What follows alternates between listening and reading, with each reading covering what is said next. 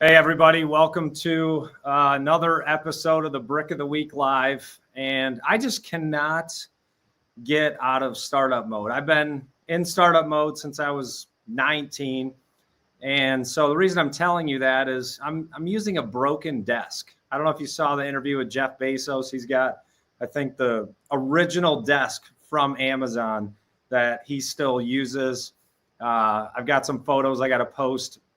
When Paul and I first moved into the office in Minnesota, I said, listen, we're not buying chairs until we get our first sale. So I sat on a freaking wooden stool until we got our first person to join the community. And I just love it. I love the grind. I love the difficulty. Keeps you humble. And you can tell my camera's a little off. I'm trying to fix things myself. Paul's hiding from me and Minnesota. I'm used to just walking in and everything's set up. So I'm audio, video, business advisor, coach, community leader, keynote speaker, and podcast host. And I also host the Brick of the Week Live. So other than that, I just sit around and hang out. But today's going to be interesting. Good conversation with one of our community members. And if you've been following me on LinkedIn and the Brick of the Week, we've come up with this methodology. And I'm not going to say I invented it. I probably heard it somewhere. There's nothing new under the sun, but it's really resonated with me and how I live my life. And, there's 4 words that we build on, which is testing, failing, learning, and growing. And I'll say this again, just because you're failing does not mean you're making progress if you don't take the time to learn and grow. So without any further talk from me, Kieve, hop on here. Let's make this interesting. I'm boring everybody. Not boring at all. Great to be here, Adam. How are you today? Oh, I'm doing great. Like I said, I'm just waiting. If this desk falls and I don't get back up, please call 911. So it's one of those lifting desks. And when I moved it, one of the legs broke, but I've got 2 books holding it up right now. So if that drops and I don't get back up, I may need some help. All right. Well, multiple purposes for books. After you've read them, use them as stands. Whatever it takes. Anything, yeah, whatever it's. And there's a pile of them here. So, well, listen. Let's jump in. Tell us a little bit about yourself, your involvement in the House of Bricks community, and we'll jump into your story. No, absolutely. Well, thanks for having me on, Adam. I am a 8-time founder, entrepreneur, who came out of the world of being an intrapreneur. So I was an intrapreneur at a big media company. It was Sony BMG, and I helped build their digital business there. And I got a taste for what it was like. But as we can talk a little bit about, I think, in this podcast, it's a lot different to be an intrapreneur versus being an entrepreneur. And so I started rather late in life, and now I'm on my eighth startup. And, I'm basically excited to be here, share some of my experiences, the highs, the lows, and kind of how I use the TFLG, as I'll use the abbreviation, to move forward and take advantage of all the things that come to you in this journey of being an entrepreneur. Yeah, and that is an interesting way to get into entrepreneurship, right? So the older we get, the more responsibilities you have. You have family, you have bills, you have tuition. Like, it just doesn't stop, and people don't realize the money's coming in until it's not coming in. And you're like, when that reality hits. So I've only had, I think, 1 or 2 salary type jobs. Once when I exited my company at Akamai, and then I was an EVP at Rocket Mortgage during COVID. And I got to tell you, that was a nice feeling every other week to get a check. And it served a purpose for me, but kind of in my DNA is entrepreneurship. And so the intrapreneur, I haven't heard that before. Talk to us about the difference. Obviously explained a little bit, but what was the transition like to being an entrepreneur, and when did you do it? Sure. Well, I think, you did hit on one of the main points, is that when you're an entrepreneur, the paycheck comes no matter what happens with the business, right? So there's a little bit more of that stability, and also you've got quite a bit more support. So as you know, when you're an entrepreneur, especially in the early days, you were just talking about, sitting on the bench and and whatever you do, whatever it takes. Well, it's a little bit cushier when you're working for a big company, and you typically have an admin, and you've got some support groups that you can rely on. So it's an incredible leap of faith to go to that next step of being an entrepreneur. And it's interesting because I've had a lot of people come to me that have seen that especially right after I had that transition, that would come to me. It's like, Kieve, I have this amazing idea. I've always wanted to do it. Tell me what it's like. How do I do it? And, one of the things, and I just tell it straight up, that's just the way I'm like, look, you have to be willing to lose everything. And that turns a lot of people off because, just because you can be successful in big corporate America does not mean that you can be a successful entrepreneur, because a lot of people just don't have the intestinal fortitude to put it all on the line and realize that paycheck may not be coming, and that, paying those bills for your children's, education may not be stable. So it's a pretty big leap, and not everyone can do it, but I think everyone can do it if they do. It's a mindset, but not everyone's willing to do that. Yeah, there's a big difference between can and able. I can hear my mom, and she had her doctorate in education. I'd say, hey, can you do this? She's like, yes, I can, but she wouldn't do it because she's able. Okay, will you do it? Right. So a lot of people can and will versus will.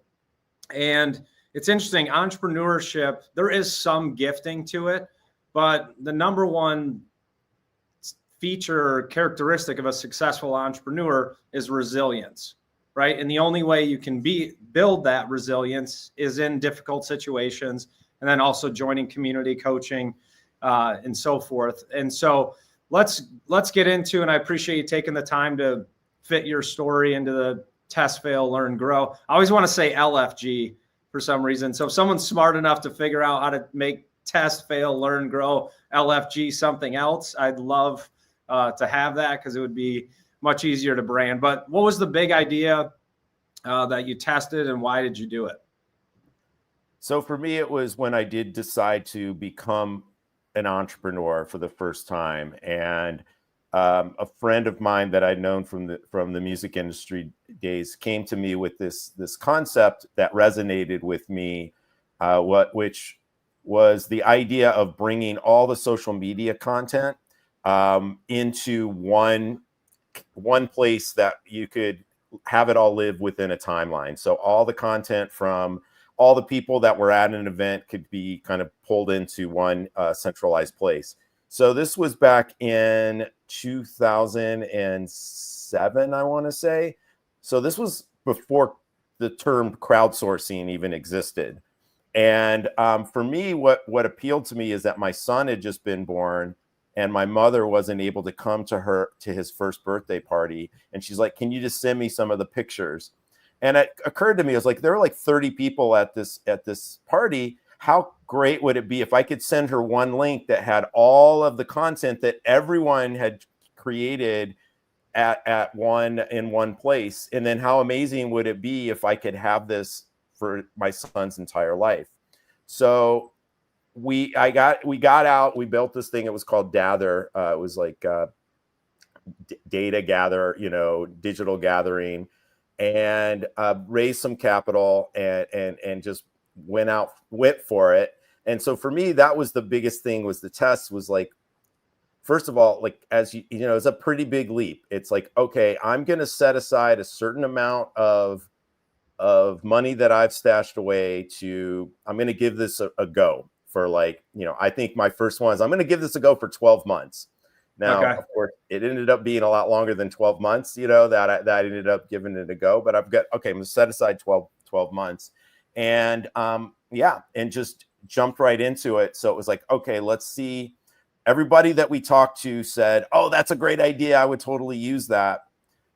But as we learned, once we launched it, not everyone used it. Everyone said they were going to use it, and then the actual behavior was that they it was a new behavior that they had to learn how to set up, and it was not a success out of the gate, unfortunately.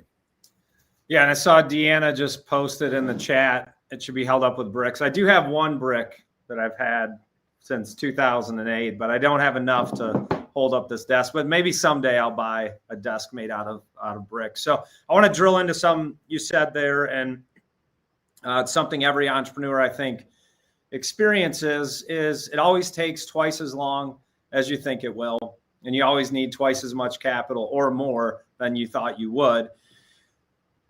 Is that right in your situation? Oh, absolutely.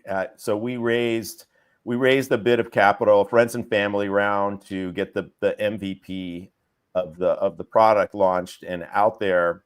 And then we found ourselves in a position where if we needed to raise some more capital to be able to make all the changes to the MVP, that getting the feedback that we had gotten of like how to make it more user friendly, and we didn't have the money. And to go out and try to raise money when you've got an MVP that's not resonating, and a recession had just hit at that time, was not the greatest time to be out there in market raising capital. So yes, we found that it took us longer to get the MVP launched. It cost more than we had originally planned for. And that kind of set us down the path to being behind the 8 ball, which caused us to make some pivot decisions that weren't in the best interest of the original vision, but allowed us to stay alive for a lot longer.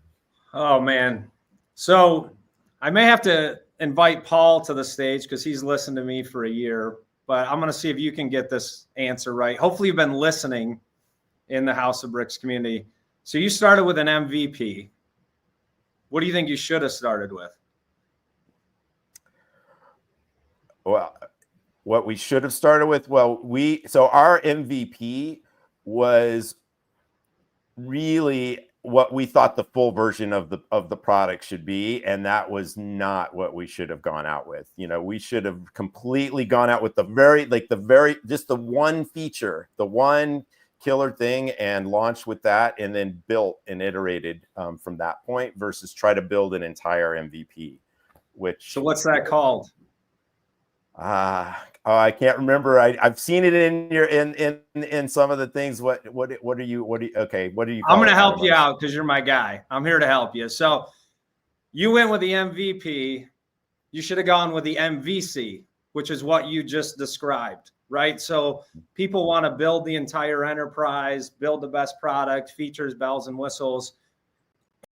Either A, what you're building is wrong. B, it may take you too long to build it, or you run out of cash, or C, the market changes, right? And then there's no longer a need, recession hits, COVID hits, whatever. So we encourage people, and this is the way I've done things, and this is the test, fail, learn, grow model, is you start with a minimum viable customer. And it doesn't have to be paid, but you have blinders on because you're not necessarily the user of the product. You don't know what the pain point is. And we'll talk about this later because you have some really good thoughts around this. But starting with a minimum viable customer or client, you get it to market, get the feedback, and typically larger companies will actually pay for a proof of concept. So I actually funded Velocitude without a product. We just had an idea. We had a PowerPoint and a proof of concept, and company wrote us a check for 50 grand, said, okay, go build the prototype.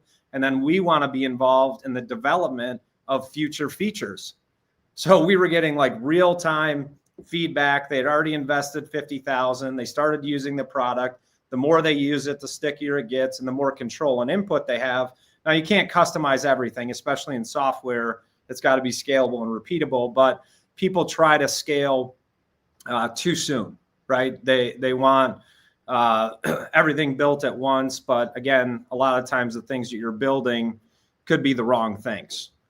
So listen, you learn that through, right, testing and failing. It was my first time as an entrepreneur, and it was a super valuable lesson to learn that, I think that was a big lesson. That was a big thing that we made a mistake around.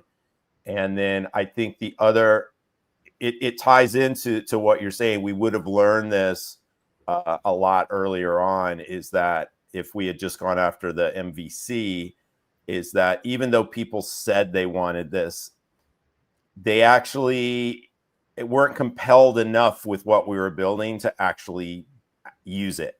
And Right. as a result, we ended up having to pivot because we couldn't raise more capital. We had to turn it into a more of a B2B play.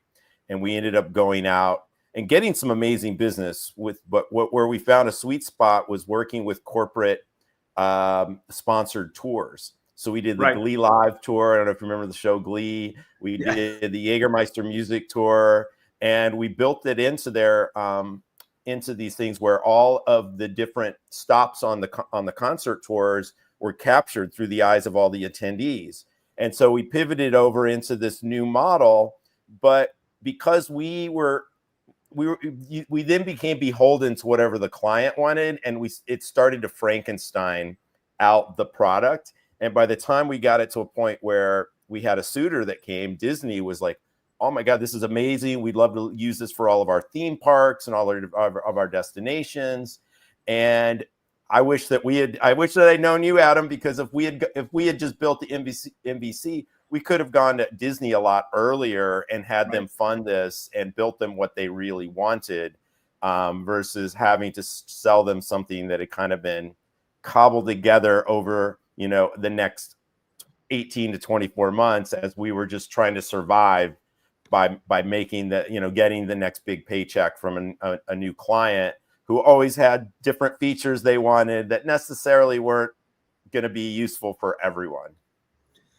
Yeah, and I'm sure you know this, but for people listening, so especially large companies like Disney, okay, they've got the CMO and the CTO. So the CMO sees a shiny object and says, I want that technology, let's build it. They go to IT, and the CTO is going to tell them either A, all the reasons they can't do it, or B, yes, we can get to that in 2026. And the marketing guys like, I can't wait that long. So they have marketing budgets for technology for situations just like this. So you go to the CMO, hey, you want to solve this problem? We can help you. But even talking to the CMO about the MVC model, not a lot of people do. And they have IT building products that they think are great. They give them to market, they fail. So it's really a great way into larger companies. So I do want to put in the chat here. I think this is from you. It may be from Paul. Is that showing? Yeah. So these insights were really good. And I don't know why it's not showing it for me. Can you guys see that? Paul, did that come through in the chat? The learn? Yeah. Okay, good. So just talking about what you learned, right? There were 3 things. You can't manufacture demand for a problem people don't feel deeply. Passion matters. And then deals are not done until the ink is dry. So if everyone understood and learned those 3 things, you're going to learn a lot in life and being an entrepreneur. But how'd you come up with those? And just share us a little bit about it and your experience in it. Yeah, so I think for the first one, you can't manufacture a problem, is that our market research was going out to our friends, and saying, hey, would you use this, right? Yes, like, how cool would this be, right? Yeah. And so that was something that I learned a lot about, doing a bit more market research in advance and truly understanding, are you really solving a problem? And really what it came down to is it was a nice to have, but it wasn't really solving a problem, an underlying problem that these people were having. The passion matters was that, it wasn't my idea, right? So I was saying it was my colleague's idea, and I came in as a co-founder, but it wasn't me it wasn't like, oh, this is like my passion, I really want this to work, this is like, I'm going to walk through walls to make it happen. And so that was the thing I learned. And then the deals aren't done till the ink is dry. So in the instance with Disney, is while we were negotiating the acquisition of our platform, and it was basically going to be an acqui-hire, I was going to get I was going to get a job, and it was going to be, you know, our investors were more or less going to get their money back. It wasn't like this huge exit, but it would have been a nice soft landing. Well, as a lot of big companies do, they reorged. And when they reorged, even though we were at execution copies of our agreements, the new team that came in, they're like, oh, we love your idea. We love this, you know, don't worry. And then, you know, a month or two later, it's like, well, we've had to change the strategy. You know, I knew as soon as the reorg, because I've worked at big companies, it's like, I wasn't their baby. I wasn't their project. They were going to come in. I was like, that's when I knew it was pretty much over. But yeah, that because that deal hadn't been inked, it didn't end up happening. And then because we had put all of our remaining resources into getting that deal done, because we had run out of money and it was just becoming this endless cycle, that was basically the end of it. So that was my failed first startup story. You know, learned some painful lessons, but it did set me up for my next startup, which is a little bit more of a positive story to be able to tell. Yeah, and we'll get to that, but at least you're honest about, well, two things. Number one, getting a business from a napkin to reality to something, right? Whether it's, you know, an acqui-hire, whatever, that's still success, right? I mean, 9 out of 10 failed. I don't view that as a failure. You learned a lot in the process, and it did transition out. So tell us about the next venture. So the next venture, I went out because I had a career in New York working in the music industry, in digital music in particular. I helped build their business from nothing to, you know, by the time I left the industry, it was about a $250 million business. And so I had incredibly strong roots within the digital media community in New York City. And then I'd come out to LA, which is where I'd created this startup, and I had built these incredible roots within the tech startup infrastructures and community. And so what I found by going out, and I started just going out and talking to all my friends in the industry in New York, says, where are your problems? Where are you having issues? And what I found is that a lot of them had been moved over to start the media departments at publishing companies, book publishers, magazine publishers. They were a little bit behind from where the music companies, and they were a little less sexy. So a lot of the big agencies weren't helping them, and they were all having trouble with email data capture, customer acquisition, and retention online. And so I was working with some incredible platforms in LA that I was like, well, you know, if I brought this customer acquisition platform and solved for this problem, and within 18 months, we got this up to low 7 figures in revenues, and I was the only employee. So it was like I did the opposite. I just went out and found a painful problem that I was able to solve for. And that was if I hadn't gone through that painful lesson of what I had just gone through before, I wouldn't have ever learned, you know, it was an expensive, you know, MBA, that I maybe cheaper than college, right? People spend $200,000 to go to college. So maybe it was close to that. You don't have to disclose it, but don't remind me. You're going to learn. I've got a 16-year-old about ready to go to college. So. Yep. And my oldest is kind of going through that now, you know, like, hey, do I just start my own business? But he's looking at going to University of Miami of Ohio. So we're going to visit there next week. So I got to make more money. Here we go. College time, you know. I hear you. So, and I know you have kind of a long, you know, work history. Like, is there something specifically, and again, with, you know, 8 different ventures, as we talk about the test, fail, learn, grow model, I just love what you said about, you know, you can't manufacture demand for a problem people don't feel deeply. So instead of chasing products, you're chasing pain. And there's 2 ways to sell, right? One is to give something to someone that they want, or to take away something that they don't want to have, right? So you either create a good experience or remove a pain. those are really the two, two ways to sell people. That's how people buy. So as we kind of wrap up here today, and we've got a couple minutes, are there things that you want to zero in on in your career? Tell us about you also and what you're doing now, how people can get connected with you. No, absolutely. So yeah, well, LinkedIn is the best way to get connected to me. I'm active there, so I'd say go to my LinkedIn page, and I'm responsive in my DMs. I'd say for me right now, what I'm working on is I'm bringing natural wellness products and services to audiences, and in particular, I'm focused on the gamer audience right now. I've been connected in for many years to a lot of different gaming platforms and communities, and you may not be shocked by this, but so many of these gamers are on Adderall. They're on some of these horrible, Monster energy drinks and all these things. And a lot of them are like, you know what, I'm sitting in front of a screen and I know it's not healthy for me, but I don't know what to do. So we're going to bring, we're launching a portal actually next week, where we're bringing them natural, holistic products and solutions that solve for those problems that they're having, so that they can live longer, healthier lives, and also be more effective with their focus.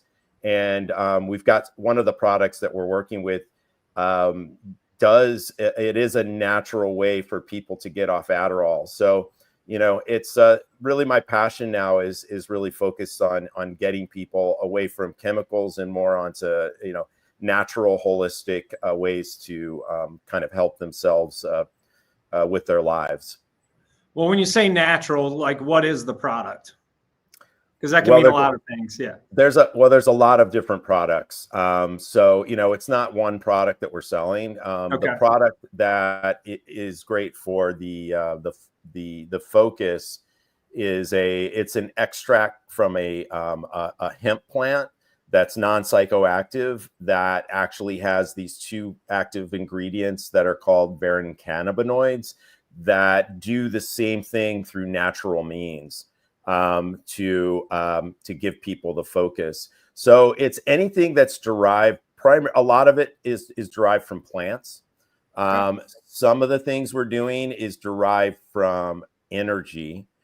We have this thing called the Tau patch that we're selling, and it's unbelievable. Basically, what it does is it's a nanotechnology that professional athletes are using, where it uses the heat from your body to actually send and create more optimized energy. Novak Djokovic actually ripped his shirt off after winning a tournament, and it was taped to his chest. And someone asked him afterwards, like, "What's that taped to your chest?" He goes, this is my secret weapon. And my friend who runs Tau Patch, like, their sales went through the roof, after that, right? So we want to bring that to gamers as well, because again, it's non-invasive. It's using your natural energies. So natural can mean a lot of different things, to your point, but essentially what it isn't is something that's manufactured or is a chemical. Yeah, and it is it's amazing, just this upcoming generation, right? Like how much time they spend in front of screens, the amount of energy they need to sit in front of a screen for 9 hours. Like, you're drinking an energy drink to play Xbox. So but yeah, there's definitely a market correction that needs to take place, and it's been trending in this direction for a while, but it's becoming just more commonplace. All CBD and THC based products are, like, here in Michigan, I mean, every other billboard is another weed store. And the guys making the billboards, they eat their own supply, because like it looks interesting, but you're like, there's no way that guy wasn't high when he came up with that billboard. So the names crack me up. At least it's the only billboards I look at in Michigan, just because they're funny and want to see how they came up with the names. But I appreciate you joining us. I appreciate you being a part of the community. I know Paul will throw your LinkedIn profile in the chat. But I encourage everyone to reach out to Kieve. Great guy. Been in our community now for 6 or 7 months, 8 now, I think. So we're just, the time's flying. So I appreciate you joining. Keep building and being resilient. And I'm always here to help you. I appreciate it, Adam. It's been great to be a part of the community, and I love the format. I'm excited to see what you've got coming with some of your future guests here on Brick of the Week. The Brick of the Week. All right. Well, thanks, Keith. We'll see you in the community. Take care.